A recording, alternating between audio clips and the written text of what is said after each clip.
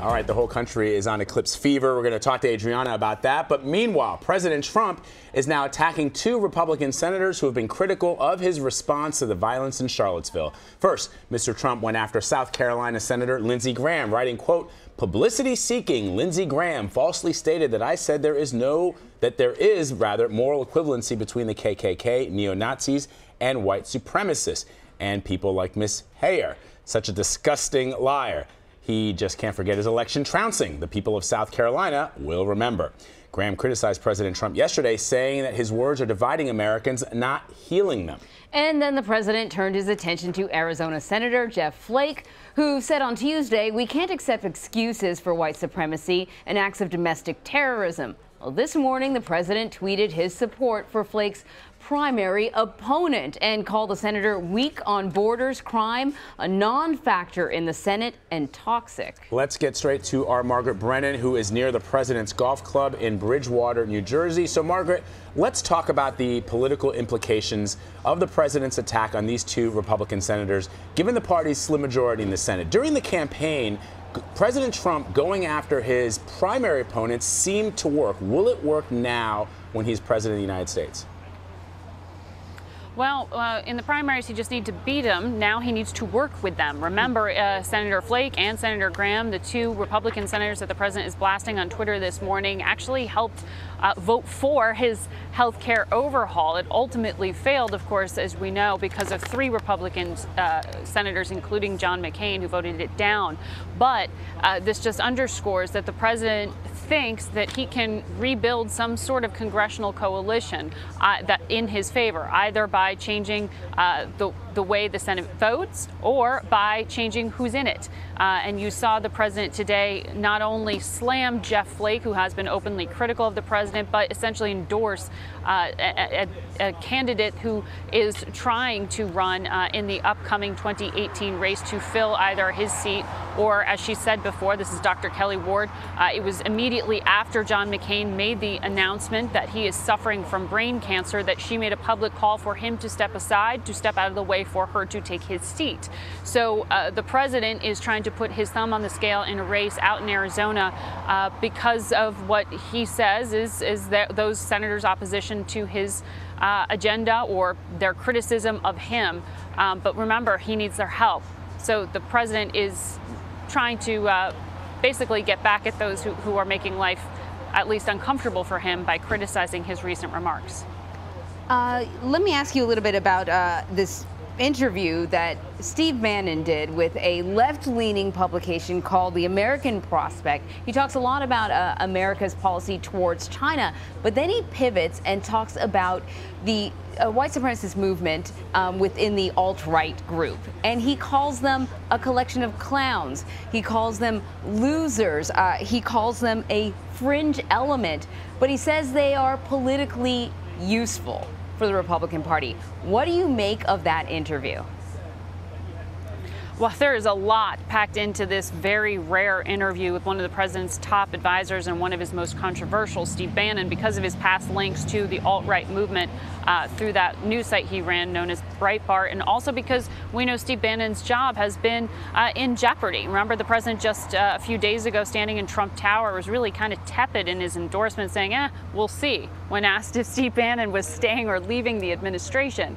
So all of this made for some intense reading for all of us to try to scrutinize just exactly what and why Steve Bannon was saying these things on the record. And the White House now claims he didn't know he was speaking on the record, even though, according to the journalist that you referenced for Prospect, this journalist said he'd never spoken to Steve Bannon before and received a phone call while on vacation on his cell phone and published the comments. So all of this is strange, frankly, but what you described is interesting in the context of Charlottesville, which is that Steve Bannon did say these are not people that should necessarily be at the forefront here. They should be crushed. They're clowns, et cetera, but basically said they're useful because they're a distraction. And this is something you heard during the campaign as well, that advisors like Steve Bannon said Democrats are focused on racial identity, on these issues, and they're missing the point that they think they have, which is an economic platform that people will ultimately vote for. So Steve Bannon in that interview said, Democrats get distracted with this stuff, so it's politically useful to us. while we don't necessarily agree with it, well, it's helping us out here. But Steve Bannon also laid out in that really interesting interview what he views as an economic war that the U.S. is already in with China, and really spent the majority of his time in that conversation focused on that key element. And that's key not only because it has huge economic and geopolitical implications for the U.S., but also because Bannon laid bare the arguments he's having internally with other members of the Trump administration. He basically named his enemies in this piece. That's not the kind of cohesion and united front that you would think a White House on its heels would be wanting to air publicly. Margaret, and it'll be interesting to play out in the days and weeks ahead. On one hand, if Steve Bannon is ultimately fired by the President of the United States, that will be because perhaps this has gone too far. On the other, it would signal to the President and to the supporters of Mr. Bannon, if the President doesn't fire him, that he's got a lot of people out there in the Breitbart world supporting him. In the time that you've been on the air with us, Margaret, we've actually seen a response on Twitter from Senator Lindsey Graham, and I want to read some of that for our viewers. He responds directly to President Trump's tweet in saying, "Mr. President, like most, I seek to move our nation, my state, and our party forward toward the light, not back to the darkness. Your tweet honoring Miss Hire was very nice and appropriate."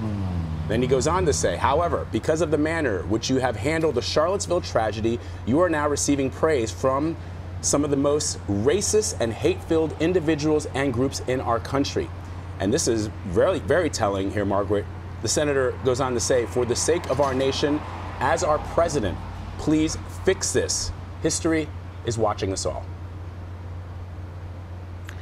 Well, Lindsey Graham has made a virtue out of being someone who had been already at odds with President Trump because he ran against him in that primary race. But he also has really tried to be, as he describes himself, sort of a moral compass here for the part of the Republican Party that he associates himself with, one that President Trump and his allies who won the White House view as different from the kind of platform they have. So this internal fighting within the party has taken on an entirely different meaning. And this is what Lindsey Graham seems to be underscoring here, which is this is the kind of dangerous, toxic, potentially really risky rhetoric that you cannot play with. This doesn't have a place in the political sphere. This isn't a political issue.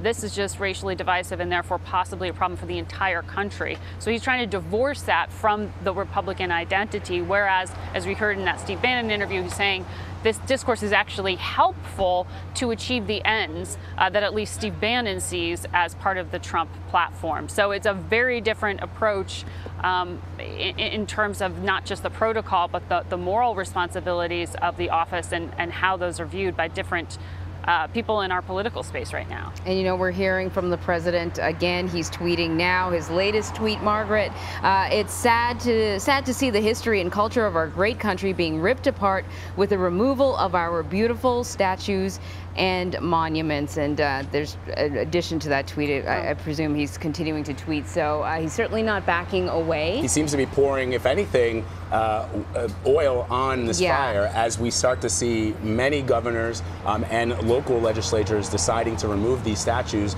The president seems to feel that by removing these statues, we're doing away with our history. And we thought maybe we wouldn't see much of him, Margaret and Vlad. We hadn't seen him. He seemed to be sort of pulling back, but clearly he's back on Twitter, responding with actually a lot of tweets. Right, with tweets about this. Right. Well, I would say as someone who follows this president fairly closely, it seems that President Trump, if there's something he dislikes more than anything else, it is to admit a mistake. It is to withdraw a statement. It is to draw questions about his decision making. He really does not like that. That puts him in a very uncomfortable position. You heard that, you saw that, and in that press conference on Tuesday. And this is really the president, no doubt, watching the news coverage, seeing the images of these statues being taken down around the country. And there is a political debate, there is a historical and cultural debate to be had there, but that's not one that he is actually engaging in here. He seems to instead just be focusing on tripling down on his position here that he didn't make a mistake in his initial public discourse here. What's also interesting is while we haven't heard from the president, we do know that his daughter Ivanka, his son-in-law Jared are joining him. here in New Jersey, they had been vocally pushing the president to disavow those hate groups, to take a very different tactic than the one he's currently chosen. He will be meeting today with some small business leaders, including Linda McMahon, one of his advisors on that front. So while he is saying he's getting work done, he clearly wants to continue and expand this conversation that many of his allies are warning is going to come at a political cost for him. We'll see if they're right, or if, like next week when he heads out to Arizona to hold this political rally, if ultimately the core Trump supporters find this to be, again, something that they see as a president that says what he means and shoots from the hip, even if it politically shoots him in the foot. Right. Well, we have that new CBS News poll that showed that, you know, the vast majority, or at least the majority of Republicans in our poll, didn't have a problem with the way he addressed what happened in Charlottesville. So, yeah, we'll see what happens when he heads out to Arizona. Margaret Brennan in Bridgewater, New Jersey. Thank you so much, Margaret.